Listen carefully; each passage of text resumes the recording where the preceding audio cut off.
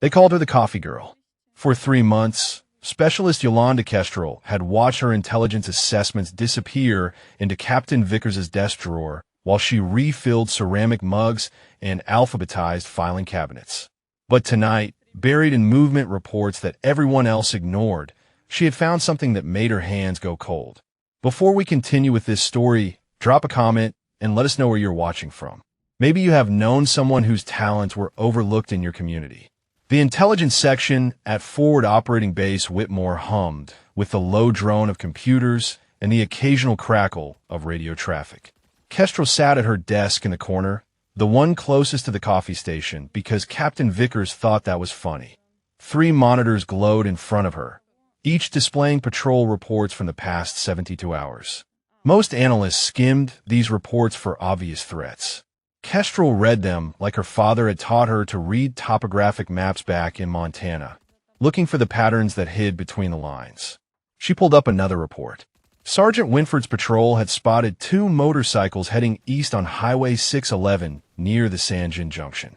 14 hours later, Corporal Ellsbury's team reported unusual foot traffic near a wadi crossing 6 kilometers north. Yesterday morning, a drone caught thermal signatures of what looked like a gathering in a compound that had been abandoned for months. Individually, these reports meant nothing. Together, they formed a shape Kestrel recognized. She had seen this pattern twice before in the archived intelligence files, back when she still believed her analysis might matter to someone. Both times, the pattern had preceded an ambush. Private First Class Tomasz Wren appeared at her desk, his young face tight with frustration. He held a stack of papers like they might bite him. Specialist Kestrel, I cannot figure out what I am doing wrong with this threat assessment. Captain Vickers already rejected it twice, and he says if I do not fix it by morning, he is putting me on latrine duty for a week. Kestrel glanced at the papers, then at the clock. She had her own work to finish, her own pattern to decode.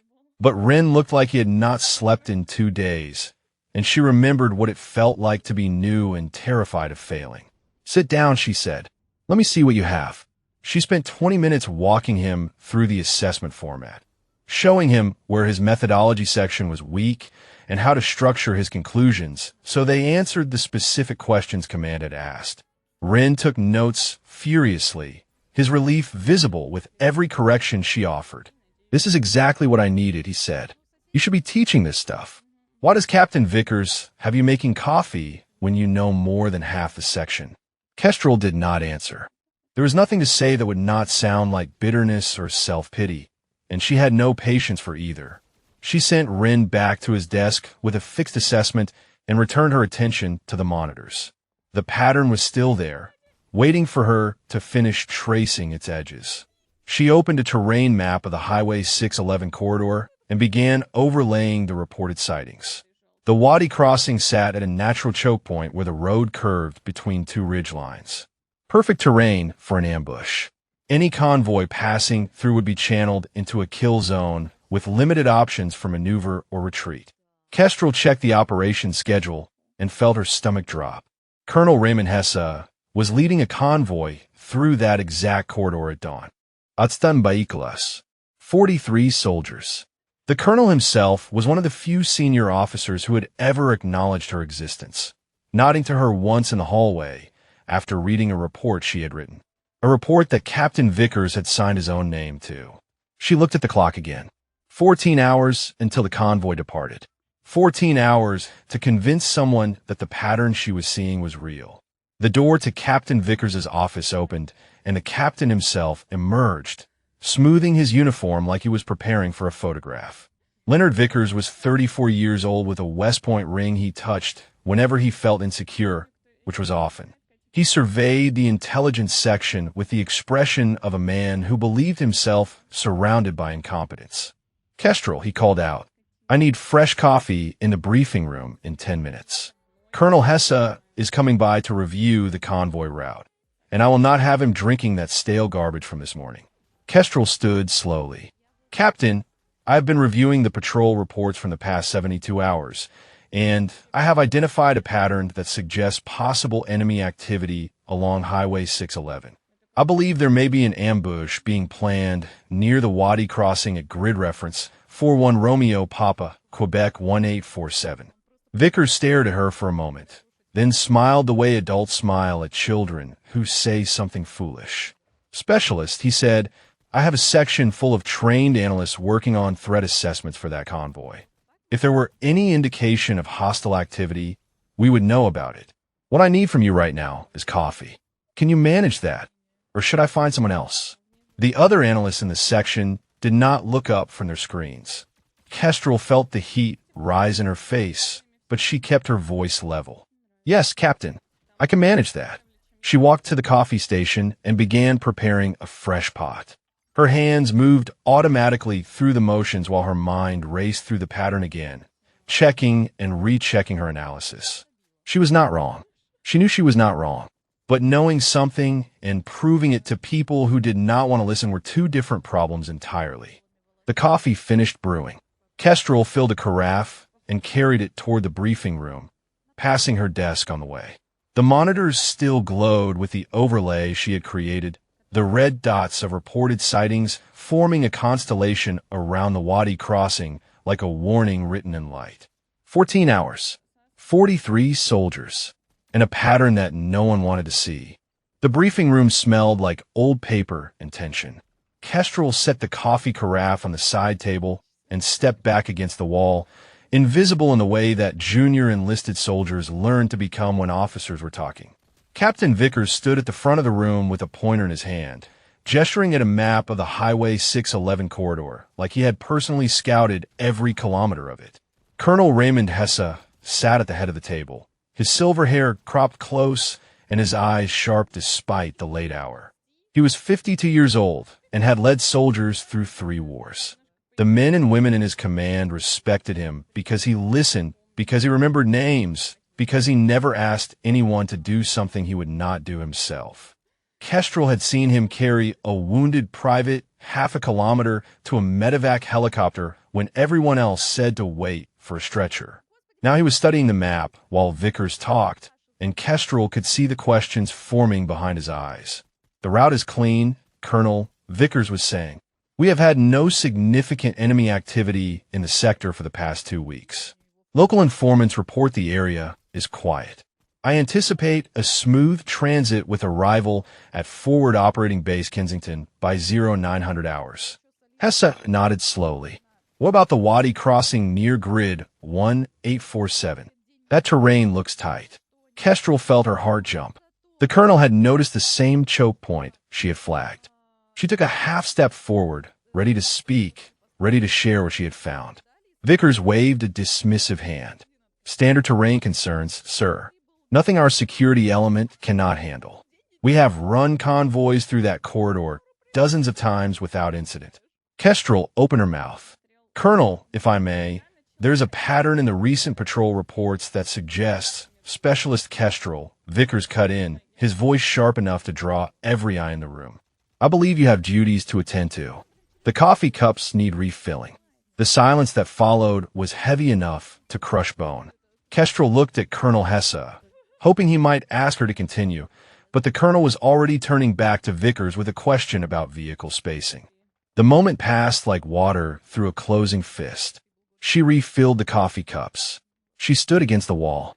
She watched the briefing continue without her input, without her pattern, without the warning that sat burning in her chest like a coal she could not spit out. When the briefing ended and the officers filed out, Vickers approached her with a smile that did not reach his eyes. Specialist, let me be clear about something. Your job is to support this section, not to interrupt operational briefings with half-baked theories. Do you understand? I understand that there is a pattern in the patrol reports, sir.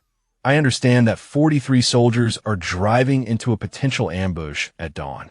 Vickers leaned closer. His voice dropped to a whisper that the others could not hear. You're a specialist with 3 months in country. I am a captain with 8 years of intelligence experience. If there were a credible threat, I would know about it. The fact that you think you have spotted something that my entire section missed is not impressive. It is embarrassing. For you. He straightened and smoothed his uniform again, touching his West Point ring. I want the briefing room cleaned and the coffee station restocked before you leave tonight. And tomorrow, you will be on administrative duty, filing, copying, whatever Sergeant O'Yeller needs. You are off analytical work until I decide you are ready for it." He walked away before she could respond.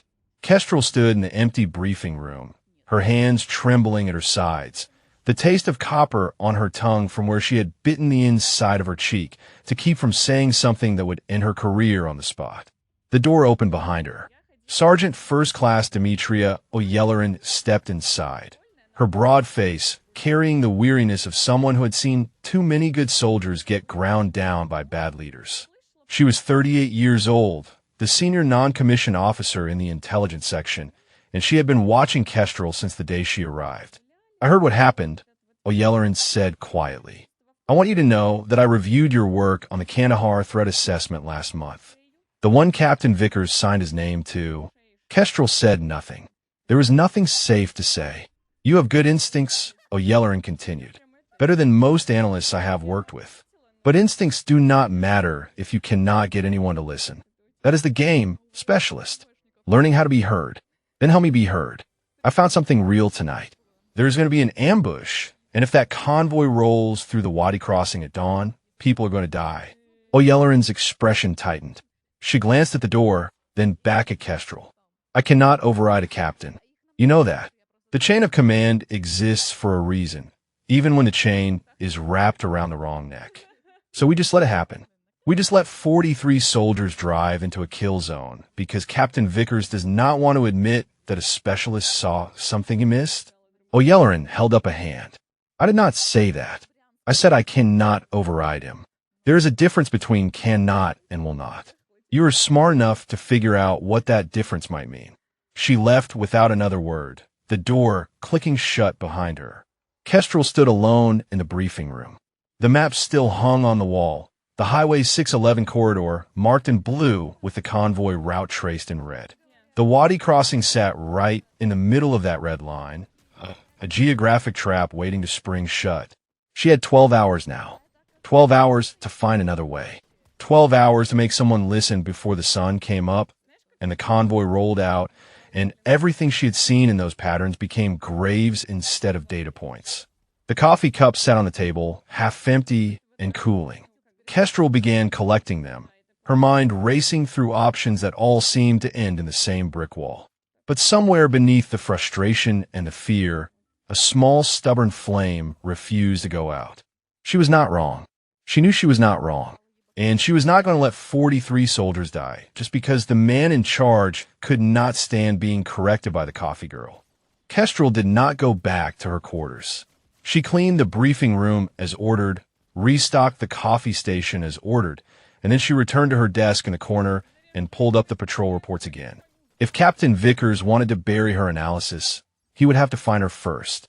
The intelligence section was quiet now, most of the day's shift analysts gone to their bunks for a few hours of sleep before the convoy departure. Only a skeleton crew remained, 2 junior specialists monitoring radio traffic and updating the incident log. They paid no attention to Kestrel. The coffee girl working late was not worth noticing. She opened a fresh overlay on her terrain map and began plotting every reported sighting from the past week. The motorcycles heading east, the foot traffic near the Wadi, the thermal signatures at the abandoned compound. She added 3 more reports she had found buried in the archive, incidents that had been marked as routine but matched the same geographic pattern. The shape emerged like a photograph developing in chemical solution. Enemy forces were converging on the Wadi crossing from 3 different directions, timing their movements to avoid detection by any single patrol. It was coordinated. It was deliberate. It was exactly the kind of operation that preceded a major ambush. Kestrel pulled up the satellite imagery of the Wadi crossing and studied the terrain with the eye her father had trained during long summers in the Montana backcountry. The road curved sharply between 2 ridge lines, the southern ridge offering perfect concealment for a machine gun position. The Wadi itself ran parallel to the road for nearly 400 meters, deep enough to hide a dozen fighters with rocket-propelled grenades. A disabled vehicle at the front of the convoy would trap everyone behind it in the kill zone. She began marking probable enemy positions on the map. Machine gun here, on the high ground with clear sight lines to the road. RPG teams here and here, in the wadi where they could engage vehicles from the flank. A blocking force here at the eastern end of the curve to prevent any vehicles from pushing through. And somewhere to the west, a secondary element to cut off retreat. It was textbook ambush doctrine. Anyone who had studied insurgent tactics would recognize it immediately. Anyone who bothered to look. The door to Captain Vickers's office opened. Kestrel minimized her overlay with a quick keystroke, but she was not fast enough. Vickers crossed the room in 4 long strides and stood behind her chair, close enough that she could smell his aftershave. "I thought I told you that you were off analytical work," he said. "I'm just reviewing the filing system, sir. Getting familiar with the archive structure for tomorrow." Vickers reached past her and clicked the mouse, bringing her overlay back onto the screen. The map filled the monitor, enemy positions marked in red like drops of blood on the terrain. "This does not look like filing to me, specialist." Kestrel turned in her chair to face him. She was tired of being afraid. She was tired of swallowing her words like stones. "Sir, with respect, I am looking at a coordinated enemy operation targeting Colonel Hess's convoy. The patrol reports show a clear pattern of movement toward the Wadi crossing. If we do not alter the convoy route or reinforce the security element, we are sending 43 soldiers into a kill zone." Vickers stared at her for a long moment. Something flickered behind his eyes, something that might have been doubt or might have been calculation. Then his expression hardened. "What I see," he said slowly, "is a junior specialist who does not know her place. What I see is someone who thinks 3 months of reading reports makes her smarter than officers who have been doing this job for years. What I see is a problem that I'm going to solve right now." He leaned closer, his voice dropping to a hiss. "You are confined to this building until the convoy departs. You will not access any classified systems. You will not speak to anyone about your so-called analysis. And if I hear that you have attempted to go over my head to Colonel Hesse or anyone else in the command structure, I will have you brought up on charges of insubordination. Do you understand me?" Kestrel met his eyes. She understood perfectly. She understood that Leonard Vickers was more afraid of being wrong than he was of getting soldiers killed. She understood that his career mattered more to him than their lives. She understood that she was alone. "Yes, sir," she said. "I understand." "Good." Vickers straightened and smoothed his uniform. "I'm going to get some sleep. I suggest you do the same. And specialist, delete that overlay. I do not want to see it on any system in this section." He walked out without waiting for a response. The door closed behind him with a sound like a cell locking shut. Kestrel sat motionless ahead of the desk. The clock on the wall showed 2200 hours. 8 hours until the convoy departed. 8 hours until Colonel Hesse and 42 other soldiers drove into the trap she could see so clearly on her screen. She did not delete the overlay. Instead, she saved it to a portable drive and slipped the drive into her pocket. Then she cleared the screen and sat back in her chair, staring at the ceiling while her mind worked through the problem. Vickers had blocked every official channel. She could not access classified systems without leaving a trail he would find.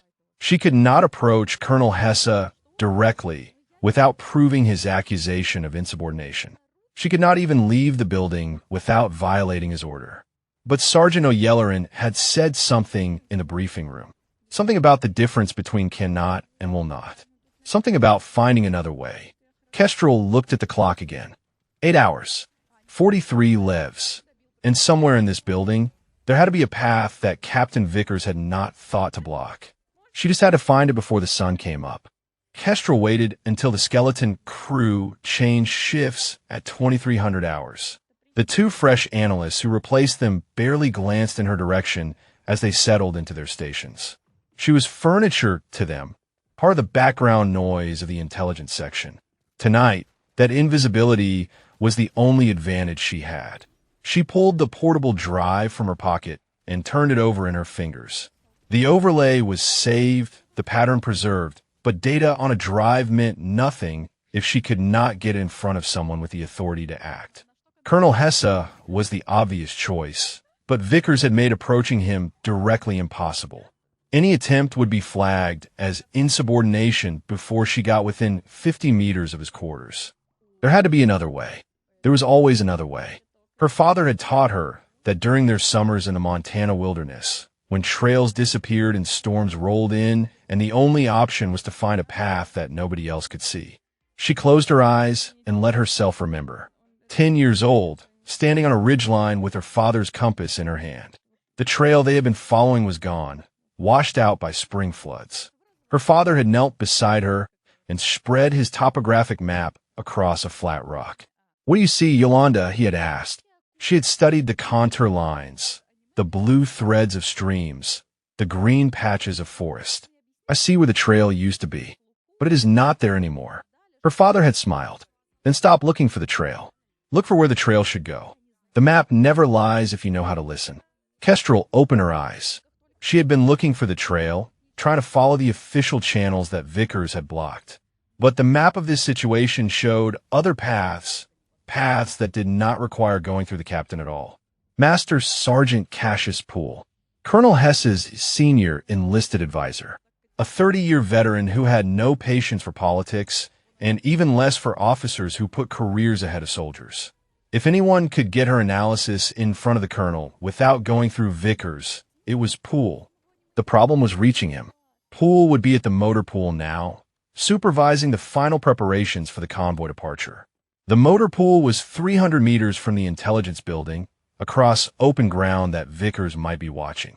If she left the building and got caught, everything was over.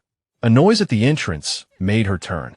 Private First Class Wren stepped through the door, his uniform rumpled and his eyes red from lack of sleep. He spotted Kestrel and crossed the room quickly, sliding into the chair beside her desk. "I heard what happened," he said quietly. "After the briefing, Captain Vickers confined you to the building." Kestrel studied his face. "Word travels fast. The section is small. People talk." He leaned closer. "I also heard what you found. The pattern in the patrol reports. The ambush. You should not be here, Wren. If Vickers finds out you are talking to me, he will bury you right next to me." Wren shook his head. "You helped me when you did not have to. That assessment you fixed last night was going to end my career before it started. I owe you. You do not owe me anything. I was just doing my job." "No." Wren's voice was firm despite its softness. "You were being a soldier. There's a difference. And right now, I'm trying to be one too. Tell me what you need." Kestrel hesitated. Trusting anyone in this building felt like stepping onto ice without knowing how thick it was. But the clock was ticking, and she had run out of options that did not require help. "I need to get my analysis to Master Sergeant Poole," she said. "He is at the motor pool. But I cannot leave this building without Vickers catching me, and I cannot send anything through official channels without him seeing it." Wren nodded slowly. "I can leave. I'm not confined. If you give me the drive, I can take it to Poole myself. He does not know you. He will not listen to some private he has never met. Then come with me. I will create a distraction, something to draw attention away from the exit. You slip out while everyone is looking the other way, get to Poole, and show him what you found." Kestrel felt the first spark of hope she had allowed herself in hours. It was a risk. Everything about this was a risk. But 43 soldiers were counting on someone to take that risk, even if they did not know it. "What kind of distraction?" she asked. Wren smiled for the first time since he had entered the room. "Leave that to me. Just be ready to move when you hear it." He stood and headed for the far side of the section, where the radio monitoring station hummed with encrypted traffic. Kestrel watched him go, her hand closing around the portable drive in her pocket. 7 hours until dawn. 7 hours until the convoy rolled out. And finally, for the first time since she had spotted the pattern in those reports, she had something that felt like a plan. She just had to hope it would be enough. Wren moved through the intelligence section like he belonged there, stopping at workstations, checking clipboards, doing nothing that would draw suspicion. Kestrel watched him from her corner desk while pretending to organize files, her pulse steady despite the tension coiling in her chest. 3 months of being invisible had taught her how to wait. The clock showed 100 hours. 5 hours until the convoy departed. Wren reached the radio monitoring station and leaned over the shoulder of the specialist on duty, pointing at something on the screen. Words were exchanged. The specialist shook his head. Ren gestured more emphatically, his voice rising just enough to carry across the room. I am telling you, there is something wrong with the encryption protocol. Look at these signal patterns. We need to run a diagnostic before we lose secure communications with the convoy. The specialist stood, frowning at his equipment. Other heads turned toward the commotion. Kestrel rose from her chair and moved toward the exit, her footsteps measured, her breathing controlled. She was 10 feet from the door when it swung open and Captain Vickers walked through. He was supposed to be sleeping.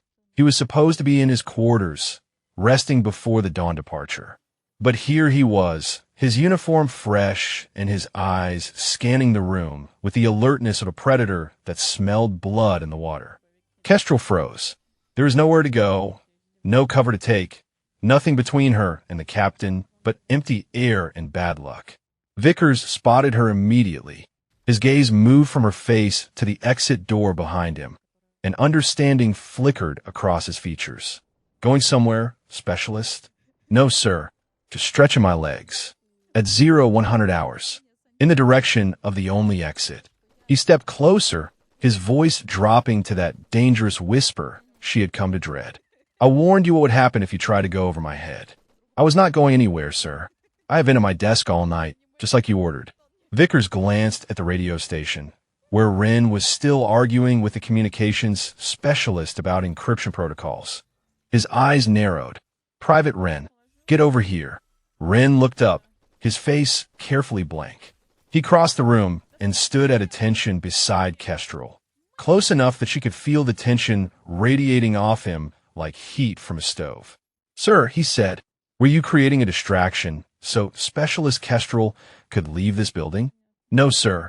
I was reporting a potential issue with the communications equipment. Vickers studied them both for a long moment. The silence stretched until Kestrel could hear her own heartbeat in her ears. Search her, Vickers said to the communications specialist. Check her pockets. The specialist hesitated. Sir, I'm not sure that is an order. The specialist approached Kestrel with obvious discomfort. She stood still as he patted down her uniform, knowing what he would find, knowing that everything was about to collapse. His hand stopped at her left cargo pocket. He reached inside and pulled out the portable drive. Vickers took it from him and held it up to the light like a piece of evidence at a trial. And what is this, Specialist Kestrel? She said nothing. There was nothing to say that would make this better. This, Vickers continued, is classified intelligence data that you attempted to remove from a secure facility. This is theft of government property. This is espionage, if I want to push it that far. He slipped the drive into his own pocket. And this is the end of your career. Sir, those patrol reports show a clear pattern. I do not care what they show. Vickers's voice was ice. You are confined to quarters until further notice. After the convoy departs, I'm going to personally ensure that you face a court-martial for insubordination, theft of classified materials, and conduct unbecoming. Private Ren, you're confined as well. I will deal with you later. He turned to the communications specialist. Escort them both to their quarters. Post a guard. No one in or out until I say otherwise. The specialist nodded, his face pale. Kestrel felt Ren's shoulder brush against hers as they were led toward the door. She wanted to tell him she was sorry, that he should not have risked himself for her, that none of this was his fault. But the words would not come. The night air outside was cold and sharp. Stars wheeled overhead, indifferent to the lives that hung in the balance below. Somewhere across the base, soldiers were loading vehicles and checking weapons, preparing for a dawn departure that would take them straight into a trap. 4 hours and 45 minutes. 43 levs. And Kestrel was walking toward a cell instead of toward the one person who might have listened. The portable drive was gone. Her access was gone. Her freedom was gone. She had nothing left but the pattern burning in her memory and the stubborn refusal to believe that this was how the story ended. There had to be another way. There was always another way. She just could not see it yet. The quarters they put her in were not a cell, but they might as well have been. A narrow room with a cot, a footlocker, and a window that looked out on nothing but the concrete blast wall 20 feet away. The door was unlocked, but the private standing guard outside made that irrelevant. Kestrel sat on the edge of the cot and stared at her hands. The same hands that had traced the pattern on those maps, that had marked the enemy positions, that had held the evidence that might have saved 43 lives. Empty now. Useless. The clock in her head kept counting. For hours. 3 hours and 50 minutes. 3 hours and 45. A soft knock at the door made her look up. The guard's voice came through the thin wood. Sergeant O'Yelleran, to see the prisoner. She is not a prisoner, O'Yelleran's voice replied. She is confined to quarters pending investigation. There is a difference. Now step aside. The door opened and Sergeant First Class Demetria O'Yelleran stepped through, closing it firmly behind her. She stood for a moment, studying Kestrel with eyes that gave nothing away. You look terrible, she said. I have had a difficult night. O'Yelleran crossed the room and sat on the footlocker, her knees almost touching Kestrel's. When she spoke again, her voice was barely above a whisper. Captain Vickers is in the Tactical Operations Center, briefing the convoy commander on final security arrangements. He will be there for at least another hour. The guard outside owes me a favor. We have maybe 10 minutes before anyone notices I am here. Why are you here? Because I have been in this army for 18 years, and I have seen what happens when officers like Vickers put their careers ahead of their soldiers. She paused, and something hard flickered in her eyes. And because this is not the first time, Kestrel felt the words land like stones in still water. What do you mean? O'Yelleran reached into her cargo pocket and pulled out a folded piece of paper. She handed it to Kestrel without explanation. It was a printed page from an after-action report dated 14 months earlier. Kestrel scanned the text, her eyes catching on phrases that made her stomach turn. Convoy ambush. 7 casualties. 3 killed in action. Intelligence failure cited as contributing factor. I do not understand, Kestrel said. What does this have to do with Vickers? Read the names of the dead. Kestrel looked at the bottom of the page. 3 names were listed under the killed in action section. Sergeant First Class Roland Embry. Specialist Danielle Odom. Private First Class Terrence Ewan. O'Yelleran's voice was flat and hard. There was an analyst on that convoy. Young specialist, maybe 6 months in country. She had flagged some unusual movement patterns in the patrol reports the week before. She brought it to Captain Vickers, and he told her she was imagining things. She tried to escalate through the chain of command, and he buried her report. Said she was inexperienced and unreliable. 3 days later, those 3 soldiers were dead. Kestrel looked up. The analyst. What happened to her? O'Yelleran met her eyes. She is sitting in front of me right now. The silence that followed was absolute. Kestrel stared at the paper in her hands, then at O'Yelleran, her mind struggling to process what she was hearing. I do not have any memory of this. I was never on a convoy that. Not you. O'Yelleran shook her head. A different analyst. Different convoy. Same pattern. Same captain. Same outcome. How many times has this happened? O'Yelleran's jaw tightened. At least twice that I know of. Maybe more. Vickers has a gift for covering his tracks, and the Army does not like to admit when officers fail upward. Kestrel felt something shift inside her chest. The frustration and despair that had been drowning her began to burn away, replaced by something colder and harder. Something that felt like purpose. You're telling me that Vickers has gotten soldiers killed before by ignoring intelligence, and he's about to do it again. Yes. Then why are you here whispering in my quarters instead of going to Colonel Hesse yourself? O'Yelleran's expression flickered. Because I cannot prove anything. The after-action report blamed the ambush on enemy action, not intelligence failure. Vickers made sure of that. And if I go to the colonel without proof, I am just a disgruntled NCO trying to undermine her commanding officer. But I have proof. The pattern in the patrol reports. The overlay I created. Vickers has your drive, and he has already poisoned the well by accusing you of theft and insubordination. O'Yelleran reached into her pocket again. This time she pulled out a small plastic card and pressed it into Kestrel's palm. An access badge. O'Yelleran's access badge. The classified radio intercepts from the past 48 hours are stored on a secure terminal in the S2 vault. If your pattern is real, There will be corroborating evidence in those intercepts. Enemy communications, coordination signals, something that proves what you found is not a coincidence. You're giving me your credentials to access classified systems. That is a career-ending offense. O'Yelleran stood. Then I guess we both have something to lose. The guard will take a break in 3 minutes. You will have a clear path to the S2 building. After that, you're on your own. She moved toward the door, then paused with her hand on the frame. Those 3 soldiers who died 14 months ago. One of them was my cousin. His daughter turned 4 last month. She does not understand why her daddy is never coming home. O'Yelleran's voice cracked, just barely. Do not let it happen again. She slipped out without waiting for a response. Kestrel sat motionless on the cot, the access card warm in her palm, the after-action report trembling in her other hand. 3 hours and 30 minutes. 43 lives. And now she had a way back into the fight. Kestrel counted 60 seconds after the guard's footsteps faded down the hallway. Then she moved. The night air hit her face as she slipped out the side door of the quarters building, cold and sharp with the smell of diesel and dust. The base was quieter now. Most personnel either sleeping or focused on convoy preparations at the motor pool.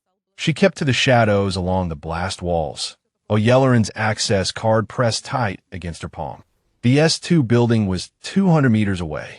200 meters of open ground, security lights, and the constant possibility that someone would look up at exactly the wrong moment. She had made this walk 100 times in daylight, invisible in her role as the coffee girl. Tonight, every step felt like crossing a minefield.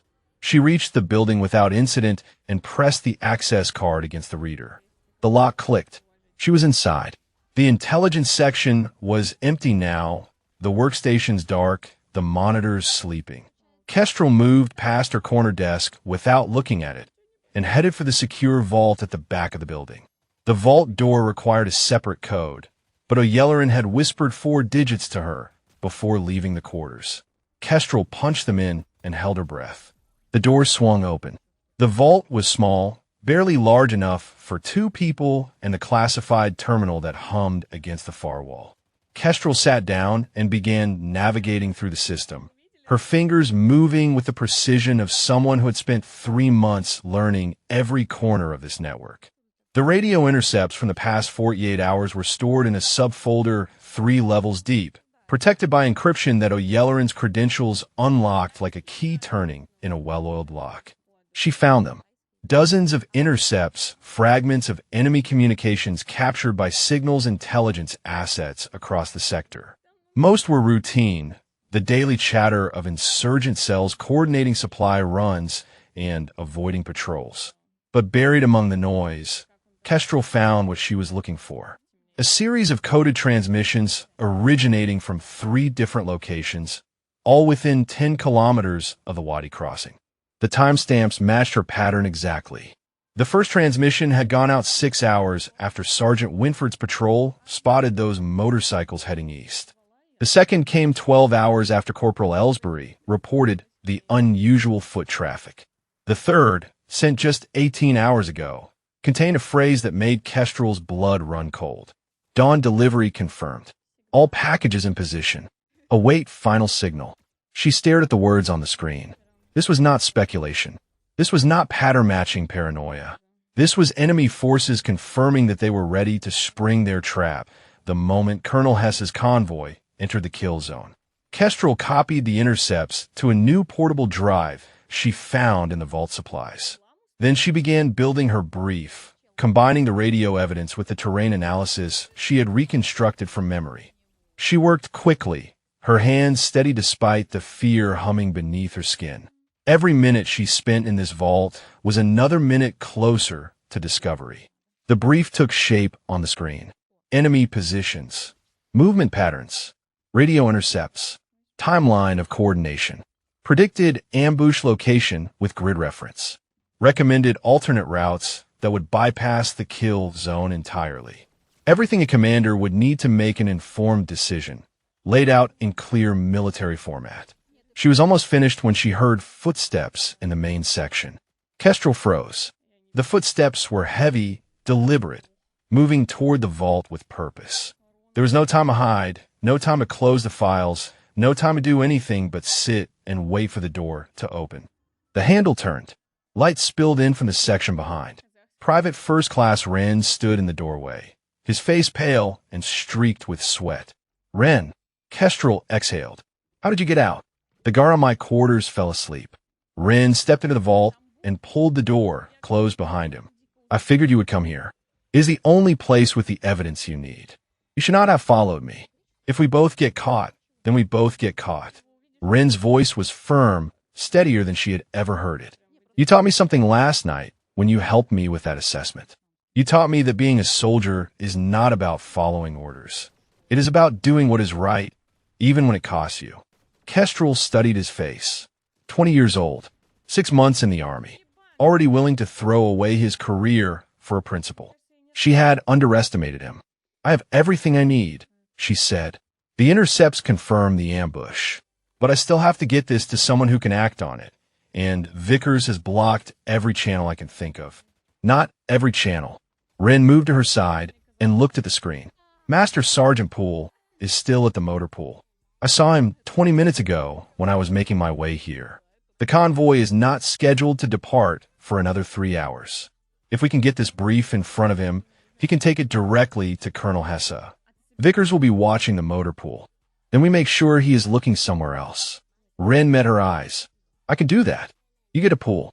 Show him what you found. I will handle the distraction." Kestrel hesitated. "Last time you tried a distraction, it did not work. Last time I was subtle." Wren's jaw tightened. "This time I will not be." She saved the brief to the drive and stood. The clock in her head was counting down. 2 hours and 45 minutes until the convoy departed. 2 hours and 45 minutes to change everything. Wren opened the vault door and checked the section. "Clear. Let's move." They slipped out into the night together. 2 soldiers against an army that did not want to listen. The motor pool blazed with light and activity. 18 vehicles sat in formation, their engines cold, but their crews swarming around them with the focused energy of soldiers preparing for a mission. Fuel trucks moved between the rows. Mechanics made final checks on armor plating and communications equipment. Somewhere in the organized chaos, Master Sergeant Cassius Poole was supervising every detail. Kestrel and Wren crouched behind a stack of supply crates 50 meters from the motor pool perimeter. From here, she could see the command vehicle at the front of the formation, its antenna array marking it as Colonel Hesse's transport. She could also see the 2 military police officers stationed at the entrance, checking credentials and logging every person who entered the staging area. "There," Wren whispered. He pointed toward the far side of the motor pool, where a cluster of fuel drums sat near the maintenance bay. "If I can get to those drums and create some noise, the MPs will have to investigate. That gives you maybe 2 minutes to slip past and find Poole. And if they catch you, then I will think of something." Wren's face was pale but determined. "Just promise me you will get that brief to the colonel, no matter what happens to me." Kestrel gripped his shoulder. "I promise." Wren nodded once, then moved. He circled wide, staying low behind the blast barriers that lined the motor pool perimeter. Kestrel watched him disappear into the shadows and forced herself to breathe. 2 minutes. She would have 2 minutes at most. The night seemed to stretch and compress at the same time. Seconds crawled like hours. Then a crash echoed from the far side of the motor pool, the unmistakable sound of metal drums toppling against concrete. Shouts followed. The MPs at the entrance turned their heads, then jogged toward the commotion. Kestrel moved. She crossed the open ground in a controlled sprint, her boots silent on the packed dirt. The motor pool entrance was unguarded now. Every eye turned toward the noise Wren had created. She slipped between 2 supply trucks and ducked into the shadows of the vehicle formation, her heart pounding against her ribs. The command vehicle was 20 meters ahead. She could see figures moving around it, officers and senior NCOs conducting final coordination. One of them was Master Sergeant Poole, his broad shoulders and shaved head unmistakable even at this distance. He stood with a clipboard in his hands, checking off items as a sergeant reported to him. Kestrel started toward him. 15 meters. 10. She was almost there when a hand closed around her arm and spun her around. Captain Vickers stood behind her, his face twisted with fury. I knew you would try something. He tightened his grip until she could feel the bones grinding together. I have been watching this motor pool for an hour, waiting for you to show your face. Did you really think I would let you ruin everything? Sir, you need to listen to me. The ambush is real. I have radio intercepts that confirm. I do not care what you have. Vickers pulled her toward the edge of the formation, away from Poole, away from the command vehicle. You are a disgrace to this uniform. When I am done with you, you will spend the next 10 years in a military prison. Kestrel planted her feet and twisted against his grip. The movement caught him off guard, loosening his hold just enough for her to wrench her arm free. She stumbled backward, creating distance between them. Master Sergeant Poole, she shouted. Her voice carried across the motor pool like a gunshot. I have intelligence indicating an ambush on the convoy route. Request permission to brief you immediately. Every head in the staging area turned toward her. Vickers lunged forward, grabbing for her arm again, but Kestrel sidestepped and kept moving toward Poole. The master sergeant lowered his clipboard. His eyes moved from Kestrel to Vickers and back again, assessing the situation with the cold calculation of a 30-year veteran. Captain, he said, why is this specialist shouting about an ambush in my motor pool? Because she is mentally unstable, Vickers said. She has been confined to quarters for insubordination and theft of classified materials. I was in the process of escorting her back when she broke free. Specialist, you have 30 seconds to explain yourself. Kestrel pulled the portable drive from her pocket and held it up. Master Sergeant, this drive contains radio intercept from the past 48 hours that confirm enemy forces are staging an ambush at the Wadi crossing on Highway 611. The ambush is scheduled for dawn, timed to coincide with this convoy's arrival. I have terrain analysis showing the kill zone and recommended alternate routes.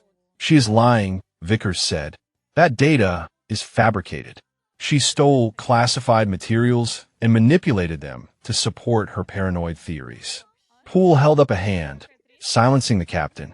He took a step toward Kestrel, his expression unreadable. You are telling me that you have evidence of an imminent attack on this convoy, and your commanding officer has refused to act on it. Yes, Master Sergeant. And you expect me to take the word of a specialist I have never met over a captain with 8 years of intelligence experience? Kestrel met his eyes. No, Master Sergeant. I expect you to look at the evidence and decide for yourself. If I am wrong, you can hand me over to Captain Vickers, and I will accept whatever punishment comes. But if I am right, and you ignore this, 43 soldiers will drive into a trap in less than 3 hours. The motor pool had gone silent. Every soldier in earshot had stopped working, frozen in place by the confrontation unfolding in front of them. Poole extended his hand. Give me the drive. Kestrel placed it in his palm. Everything she had worked for, everything she had risked, was now in the hands of a man she had never spoken to before tonight. Poole turned to Vickers. Captain, you will wait here. Specialist, you are coming with me to see Colonel Hesse. Now, Colonel Raymond Hesse's command post was a prefabricated structure at the center of Forward Operating Base Whitmore, its walls lined with maps and its air thick with the hum of communications equipment. Kestrel had never been inside before. Junior specialists did not get invited to places where decisions were made. Master Sergeant Poole led her through the door without knocking. Colonel Hesse looked up from a table covered in operational documents, his silver eyebrows rising at the intrusion. Poole, the colonel said, I was not expecting you for another hour. And who is this? Specialist Kestrel, sir. Intelligence section. She has something you need to see before the convoy departs. Hesse's eyes moved to Kestrel, studying her with the same quiet intensity she had seen in the briefing room hours earlier. Behind her, she heard the door open again. Captain Vickers entered, his face flushed and his breath short from hurrying across the base. Colonel, I apologize for this disruption. Specialist Kestrel has been confined to quarters for insubordination. She should not be here. Hesse held up a hand. Captain, I will decide who should and should not be in my command post. He turned back to Kestrel. Specialist, you have 60 seconds. Make them count. Kestrel stepped forward and handed the colonel the portable drive. Sir, this drive contains classified radio intercept from the past 48 hours.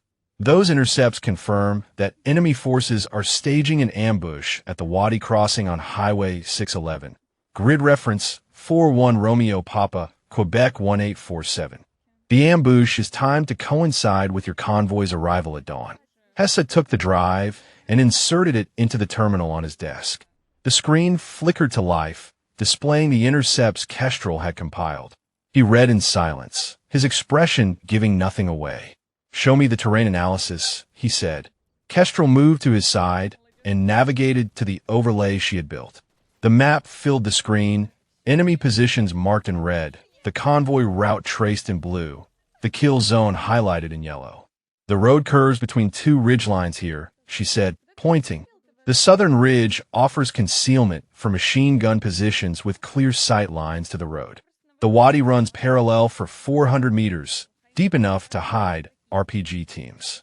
A disabled vehicle at the front of the convoy would trap every vehicle behind it in the kill zone. Hesse studied the map. His finger traced the convoy route, pausing at the Wadi crossing. What are the alternate routes? Kestrel pulled up the second overlay. 3 options, sir. The northern route adds 40 minutes, but bypasses the choke point entirely. The central route uses secondary roads that are narrower, but offer better visibility. The southern route requires crossing a bridge that may not support heavy vehicles, but reconnaissance could confirm its viability. Vickers stepped forward. Colonel, this analysis is based on speculation and circumstantial evidence. The patrol reports she referenced could be interpreted a dozen different ways. There is no concrete proof of an ambush. Hesse did not look at him. Captain, did you review these intercepts before dismissing Specialist Kestrel's analysis? Vickers hesitated. Sir, I did not have access to the classified intercepts at the time, but my assessment of the patrol reports. So you rejected her analysis without reviewing all available intelligence. The question hung in the air like smoke. Vickers opened his mouth to respond, then closed it again. Hesse turned to Poole. Master Sergeant, how long would it take to get a reconnaissance drone over that Wadi crossing? 20 minutes, sir. We have a Raven on standby. Do it. I want eyes on that grid reference before we make any decisions. Poole stepped outside to relay the order. Kestrel stood motionless beside the colonel's desk, afraid that moving might break whatever spell was keeping Vickers silent. The clock on the wall showed 03:45. 2 hours and 15 minutes until the scheduled departure. The next 20 minutes stretched like wire pulled to its breaking point. Kestrel watched the drone feed come up on a secondary monitor, the grainy green imagery showing the Wadi crossing from 2,000 feet. The terrain looked exactly as she had described it. Ridgelines flanking the road, the Wadi running parallel, the curve that would channel the convoy into the kill zone. Then the thermal overlay activated, and everything changed. Bright white signatures bloomed across the screen. Human shapes clustered in the positions Kestrel had marked on her map. At least 30 of them on the southern ridge. Another dozen in the Wadi itself. More at the eastern end of the curve, exactly where she had predicted a blocking force. Hesse leaned forward. His voice was quiet, but it carried the weight of command. Well, Captain Vickers, would you like to explain to me why there are 50 enemy fighters staged at a location you assure me was clear? Vickers said nothing. His face had gone the color of old paper. Hesse turned to Kestrel. Specialist, your alternate routes.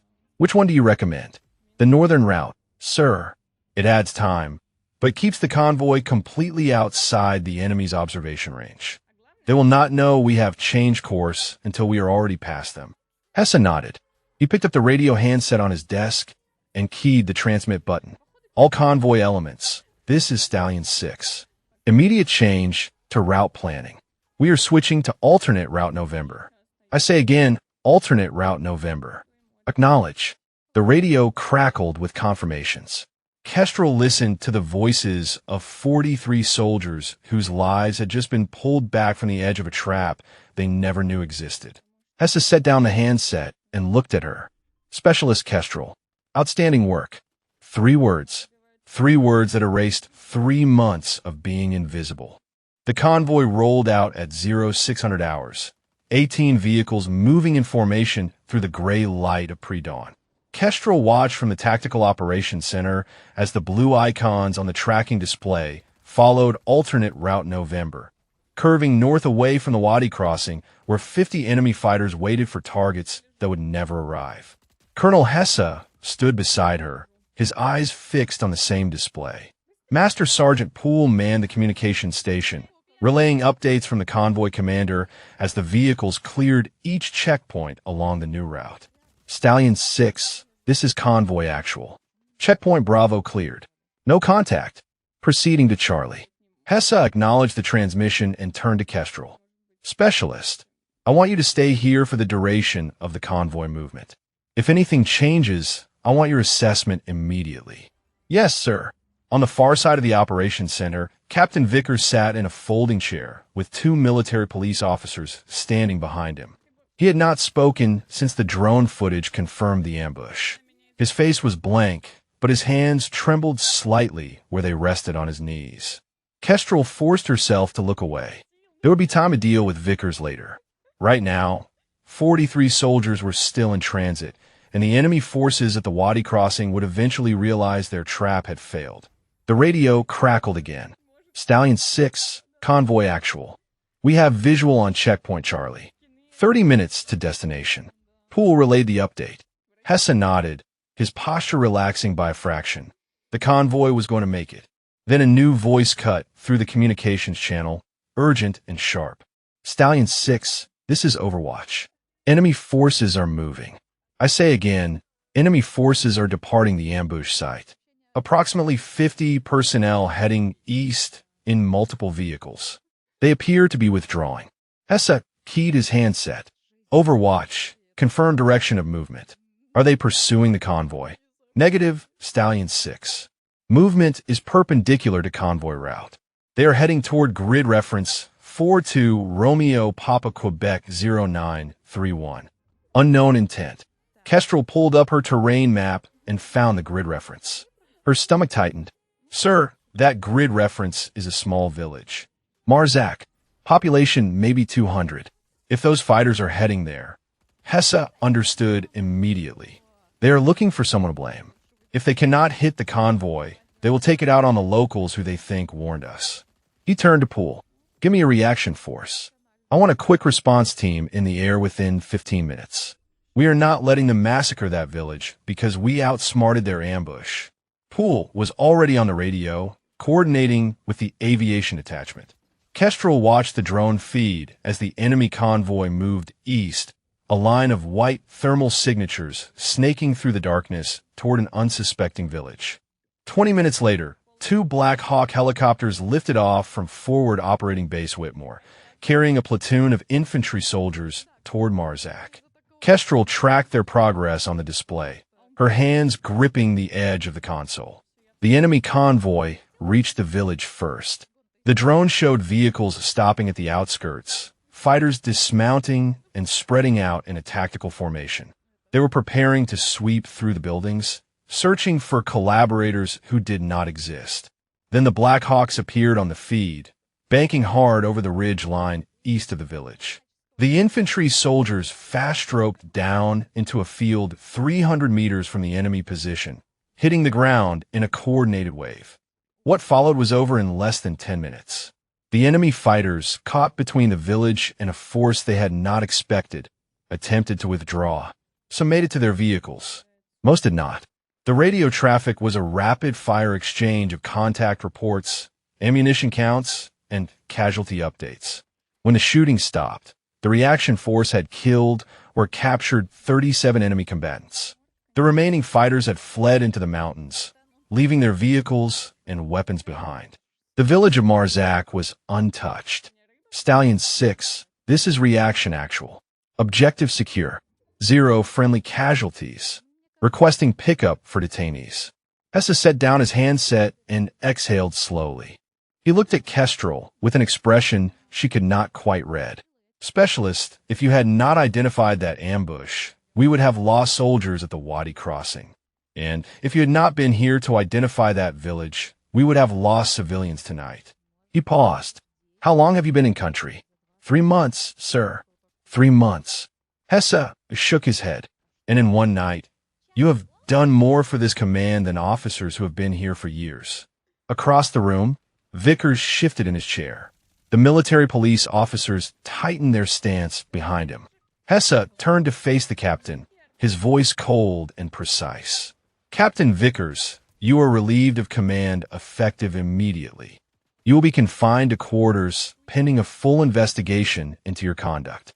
The charges will include dereliction of duty, obstruction of intelligence operations, and conduct unbecoming an officer. Vickers finally spoke, his voice hoarse. Colonel, I was acting on my best judgment. The intelligence was ambiguous. The intelligence was clear. Hesse cut him off. You chose to ignore it, because accepting it would have meant admitting that a specialist saw something you missed. Your ego nearly cost me 43 soldiers. Get him out of my sight. The MPs escorted Vickers from the operations center. The door closed behind them with a sound like a verdict being delivered. Kestrel stood at the console, watching the blue icons of the convoy reach their destination. 0 casualties. Mission complete. And somewhere in a village called Marzak, 200 people were waking up to a morning they might not have seen. She had made that possible. The coffee girl had made that possible.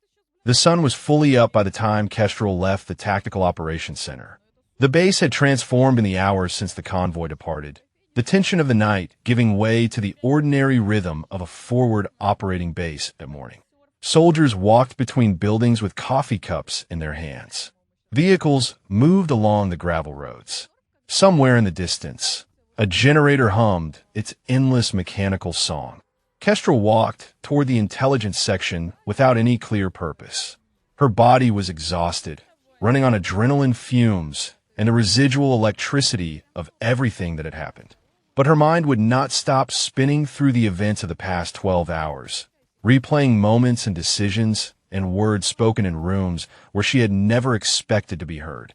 She found Sergeant First Class O'Yelleran waiting outside the S2 building, leaning against the blast wall with her arms crossed. When she saw Kestrel approaching, something shifted in her expression. Not quite a smile, but close. I heard what happened, O'Yelleran said. The whole base is her by now. Specialist Kestrel saved the convoy. Specialist Kestrel got Captain Vickers relieved. Specialist Kestrel is the reason 200 villagers woke up this morning instead of getting massacred. Kestrel stopped in front of her. I cannot have done any of it without you. The access card. The information about what Vickers did before. You took the same risk I did. O'Yelleran shook her head. I gave you a key and told you a story. You did the rest. She pushed off the wall and stood straight, her posture shifting into something more formal. Colonel Hesse has appointed me acting commander of the intelligence section until a replacement for Vickers can be assigned. My first official act is to inform you that you are no longer on administrative duty. Kestrel felt something loosen in her chest. Thank you, Sergeant. Do not thank me yet. O'Yelleran's eyes glinted. My second official act is to assign you as lead analyst for the Highway 611 corridor. You know the terrain better than anyone on this base. I expect a full threat assessment on my desk by the end of the week. For the first time in hours, Kestrel smiled. Yes, Sergeant. O'Yelleran nodded, then turned toward the building entrance. She paused with her hand on the door. Kestrel, those 3 soldiers who died 14 months ago. Roland Embry was my cousin. I told you that last night. What I did not tell you was that I have been waiting 18 months for someone to give me a reason to take Vickers down. She looked back over her shoulder. You gave me that reason. I will not forget it. She disappeared inside. Kestrel stood alone in the morning light, processing the weight of what O'Yelleran had just said. 18 months of watching and waiting. 18 months of carrying the knowledge that her cousin had died because an officer valued his career more than his soldiers. And now, finally, justice. Footsteps crunched on the gravel behind her. Kestrel turned to find Private First Class Wren approaching, his uniform disheveled and his face marked with the kind of exhaustion that came from a night spent in military police custody. They let you go, she said. Wren nodded. Colonel Hesse reviewed my case personally. said that any soldier who risks his career to help expose a threat to his fellow soldiers is the kind of soldier he wants in his command. He dropped all the charges. He stopped in front of her, his young face carrying a gravity it had not possessed 24 hours ago. I heard what you did after they took me away. The intercepts, the briefing with the colonel, the village. I could not have reached Pool without your distraction. Those fuel drums bought me the time I needed. Ren shrugged. I figure that makes us even for the assessment you helped me with. Kestrel extended her hand. Ren took it, and they shook with the grip of soldiers who had been through something together. What happens now? Ren asked. Now we get back to work. Kestrel released his hand and looked toward the intelligence building. There's still threats out there. Still patterns waiting to be found. Still soldiers counting on us to see what others miss. Ren followed her gaze. In a coffee station? Kestrel laughed, a short, sharp sound that surprised her. Someone else can handle the coffee. They walked into the building together. The intelligence section was quiet. Most of the night shift analysts gone to their racks for rest. Kestrel moved past her old desk in the corner, past the coffee station that had defined her existence for 3 months, and stopped in front of a workstation near the center of the room. A workstation with 3 monitors and a clear view of the main display board. O'Yelleran appeared from her new office. She tossed something across the room. Kestrel caught it reflexively. It was a new name tag, the kind that went on the door of a workspace. It read Specialist Kestrel Lead Analyst. Get some rest, O'Yelleran said. You have earned it. But I want you back here at 1800 hours. We have work to do. Kestrel looked at the name tag in her hand. 3 months ago, she had arrived at this base with a head full of training and a belief that hard work and talent would be enough. She had learned that it was not enough, that the system could crush you no matter how good you were. But she had also learned something else. Sometimes you had to fight the system to save it. Sometimes you had to break the rules to uphold what the rules were supposed to protect. And sometimes the coffee girl turned out to be the one person paying attention when everyone else looked away. She pocketed the name tag and headed for her quarters. 6 hours of sleep, then back to work. There were patterns waiting to be found. 1 week later, Specialist Yolanda Kestrel stood at the front of the intelligence section briefing room and delivered her first official threat assessment to a room full of officers. The Highway 611 corridor had gone quiet since the failed ambush. The enemy fighters who had escaped into the mountains showed no signs of regrouping. The village of Marzak had sent a delegation to Forward Operating Base Whitmore to thank the American soldiers who had protected them, bringing flatbread and dried fruit as gifts. Colonel Hesse had accepted their gratitude with the quiet dignity of a commander who understood that victory meant more than winning battles. Kestrel concluded her briefing and stepped back from the display board. The officers asked questions. She answered them with precision and confidence, drawing on the terrain knowledge and pattern recognition that had saved 43 lives. When the briefing ended, the officers filed out with nods of acknowledgement that would have been unthinkable a week ago. Sergeant First Class O'Yelleran waited until the room was empty before approaching. Solid brief, she said. Colonel Hesse was impressed. He told me personally. Kestrel began gathering her materials. I'm just doing my job. No. O'Yelleran shook her head. You're doing the job you were always supposed to do. The job Vickers kept you from doing. There's a difference. She reached in her cargo pocket and pulled out an envelope. This came through official channels this morning. I wanted to deliver it myself. Kestrel took the envelope and opened it. Inside was a formal letter on Army letterhead, signed by Colonel Hesse and countersigned by the brigade commander. She read it twice before the words fully registered. A letter of commendation for exceptional performance in identifying and neutralizing an imminent threat to coalition forces, for demonstrating analytical excellence under adverse conditions, for actions that directly resulted in the preservation of 43 American lives and the protection of Afghan civilian population. There is more, O'Yelleran said. Colonel Hesse has submitted a recommendation for your promotion to sergeant, and he has forwarded your name to the Warrant Officer Recruiting Command as a candidate for the Intelligence Technician Program. Kestrel looked up from the letter. Warrant Officer, you have the skills, you have the instincts, and now you have the record to prove it. O'Yelleran allowed herself a small smile. It will take time to process, but Hessa has pull. If you want it, the path is open. Kestrel folded the letter carefully and slipped it into her pocket. She thought about her father, about summers spent reading topographic maps on Montana ridgelines, about a compass she still carried in her footlocker. The map never lies if you know how to listen. He had taught her that, and she had listened. Thank you, Sergeant, for everything. O'Yeller nodded. Thank me by being the analyst this section deserves. We have a lot of rebuilding to do. She left Kestrel alone in the briefing room.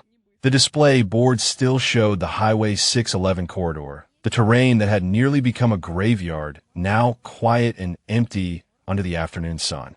Kestrel walked back to the intelligence section. The coffee station was gone, relocated to a supply closet where it belonged. In its place stood a new workstation with updated equipment, positioned for optimal view of both the section entrance and the main analytical displays. Her workstation. She settled into her chair and pulled up the morning patrol reports. The rhythm of the work was familiar now, the flow of data and pattern recognition that came as naturally as breathing. But something had changed in how she approached it. She was no longer invisible. She was no longer afraid. The section door opened. A young soldier stepped inside, a private first class with the uncertain posture of someone fresh from training. He carried a stack of folders and wore the expression of a person who had no idea where anything was supposed to go. "Excuse me," he said. "I am looking for Specialist Kestrel. I was told she could help me understand the filing system." Kestrel looked at him. 3 months ago, that had been her. Lost and overwhelmed and desperate to prove that she belonged. She remembered how it felt to have someone take the time to explain things, to treat her like a soldier instead of furniture. She gestured to the chair beside her desk. "Sit down. Let me see what you have." The private sat. He spread his folders on the desk and began explaining his confusion. Kestrel listened, asked questions, pointed out the organizational structure he had missed. The private took notes with the same frantic energy Wren had shown that first night, when she had fixed his assessment and set everything in motion. When he finally understood, his relief was visible. "Thank you, Specialist. Everyone said you were the one to ask." Kestrel smiled. "Just doing my job. Now get those files sorted and bring me any patrol reports that mention unusual movement patterns. I want to see them before the end of the day." The private hurried off. Kestrel turned back to her monitors, but she paused before diving into the data. She reached into her pocket and pulled out her father's compass, the one she had carried since Montana, the one that had guided her through wilderness, both literal and figurative. She set it on her desk beside her keyboard, a reminder of where she came from, a reminder of what she had learned. The map never lies if you know how to listen. Kestrel opened the patrol reports and began to read, searching for patterns in the noise, ready for whatever came next. If this story moved you, drop a comment about what resonated most. Tell us about a time when someone's expertise was finally recognized, or share if you have ever had to fight to be heard.